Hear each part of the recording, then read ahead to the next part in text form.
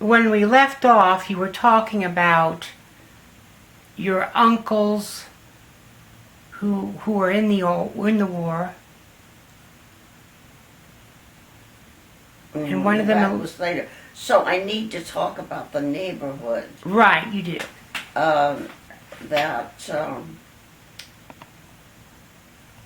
Not long after I was born, my family moved to 1442 North New Jersey Street, which was a rather crowded inner city area where all kinds of housing was, all kinds of properties.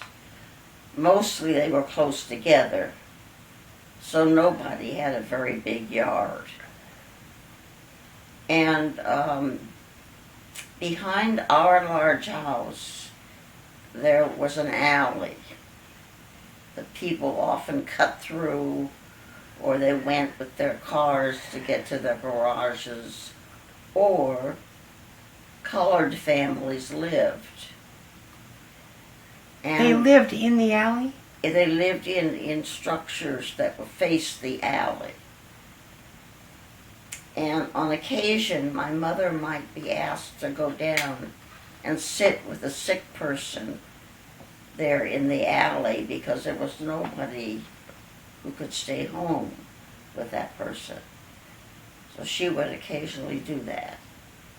And she also would occasionally feed people who came to her back door from the alley and say that they needed food. And I even remember a couple times sitting at the table with a couple of those people. Oh, so you lived very close to people who were poorer than you. Yeah, I guess you could say that, yes.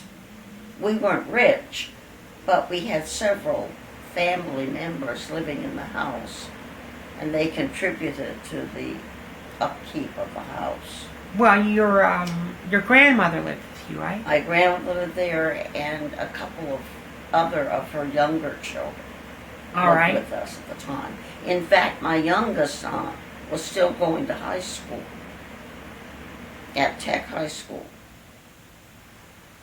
And she also, for fun, would go to the nearest skating rink where she met her husband, who was a guard at the rink.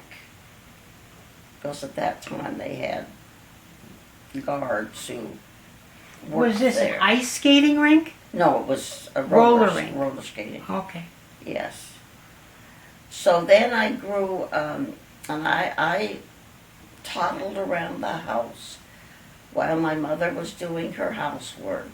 Right, and you talked about how she cleaned the wallpaper. The wallpaper. And she also washed her dishes in the kitchen sink that had a pump on it. Right, and this was a cast iron pump. And she would have to pump the water into her washing machine. Right. And I remember that being such a big mess. And she'd often have to, get buckets and pour the water in. And the washing machine had a wringer on it. So this was the kind of washing machine that you had to... There was a wringer, but you also had to turn a crank to... You had to turn right. the crank. Yes, it was not an automatic thing. I don't know how she ever got the washing load and then the rinsing load. And she would have to crank all that out. And it was quite an operation every Monday morning. And when I started going off to school, she would start washing before I left. And then she would fix me breakfast, and I'd sit there while she was washing the clothes and usually eat oatmeal. So it took hours to wash the clothes? It did, yes. Wow. And I didn't particularly like oatmeal, but that's what we had for breakfast. And then I would walk off to school maybe about 6 blocks away, Right. school number 27, as it was called. And I liked school. I liked being with the children, and I liked being able to do what the teachers did for us, and I sometimes got to read aloud to the class out of the Mary Ingalls Wilder books, which were popular at the time. And then later, sometimes I would get to be in little plays that were on the stage in the auditorium. And this was in elementary school. You were This was already elementary. doing plays. And I do remember one time, well, I remember the first grade, because in the first grade we learned the alphabet that was up on the board. Right. And we learned how to make the sounds of all the letters. And we would go through that every morning. And I remember one time the first grade teacher wrote a poem out on the board in front that was about October's bright blue weather. And I really liked that poem. I guess that is where my interest in reading and language really began, was in Right. those first classes. By the time I got to the second grade, of course, we'd already learned the alphabet. We were talking more about different things. And one year, I remember on Armistice Day, they had a moment of silence at 11 o'clock. So it was still called Armistice Day. It wasn't called Veterans Day? No, it was called Armistice Day. And that was for World War I, wasn't it? Right, it was. And I remember the teacher up front crying while we were having our moment of silence. Oh. So I learned later that she was probably remembering somebody in her family who had been in World War I. It could have been her father, or I don't know. And then I went into third grade, and that's where we read the Laura and Mary books. And I even remember that teacher's name. Her name was Miss Marshke. Marshke? Marshke, yes. Oh, And it's kind of a memorable name. And I liked her because she let me read out loud the books. And then, at the end of the third grade, we moved to